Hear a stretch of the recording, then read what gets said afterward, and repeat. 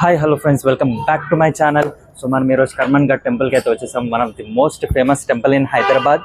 So మనం ఒకసారి కంప్లీట్గా ఎక్స్ప్లోర్ చేసేసుకుందాం. Let's start the video.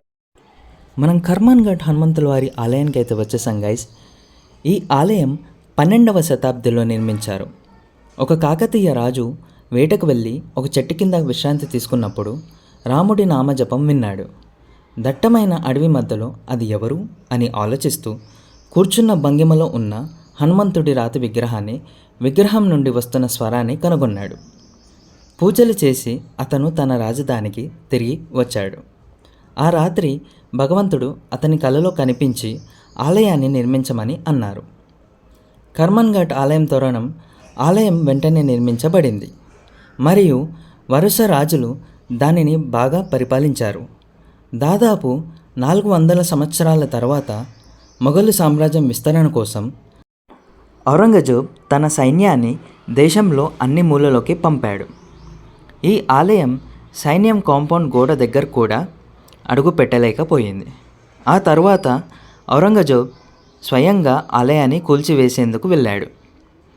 ఆలయం ప్రవేశ ద్వారం వద్ద ఉరుములాగా గర్జించే చెవిటి గర్జన విన్నాడు మరియు అతను భయంతో వణుకుతున్నప్పుడు సడన్గా ఒక వాయిస్ విన్నాడు. మందిర్ తోనా హే రాజన్ తో కర్మన్ ఘాట్, అంటే ఓ రాజా, నువ్వు ఆలయాన్ని కూల్చాలనుకుంటే నీ హృదయాన్ని కఠినపరుచుకో. అందుకే ఆ ప్రదేశానికి కర్మన్ ఘాట్ అనే పేరు వచ్చింది. నేటికి ఆంజనేయుడు ధ్యానాంజనేయ స్వామిగా ప్రశాంతంగా ధ్యానం చేస్తూ భక్తులను ఆశీర్వదిస్తున్నారు. సో ఇప్పుడైతే మనం లోపలికి అయితే వెళ్ళి దర్శనం అయితే చేసేసుకుందాం గైస్.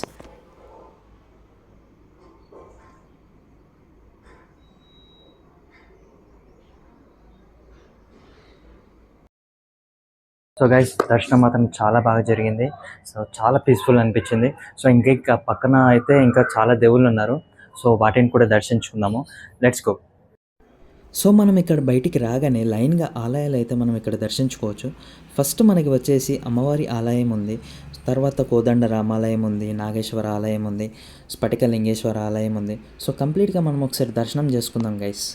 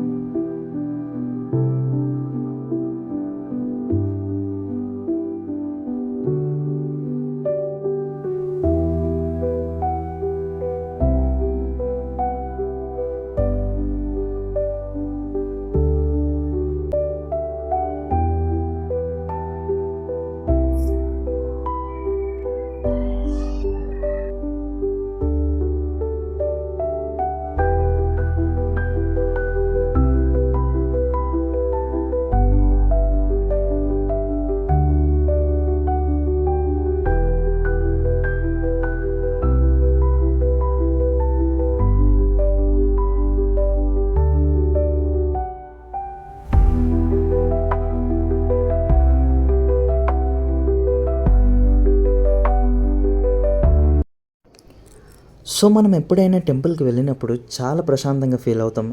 ఎవ్రీ వీక్ నేను ఇక్కడైతే ఒక స్పెషల్ ఈవెంట్ అయితే చూస్తాను. భజనలు కానివ్వండి, పల్లకీలు కానివ్వండి. చూడండి గాయస్, చిన్న పిల్లలు చాలా బాగా పాడుతున్నారు.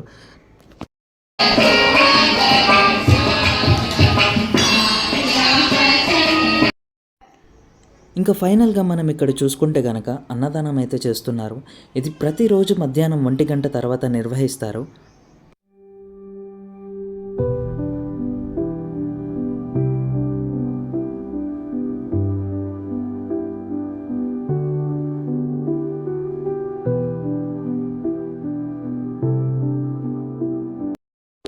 మరికొన్ని వీడియోస్ కోసం please subscribe to my channel. జై శ్రీరామ్, జై భారత్. Thank you.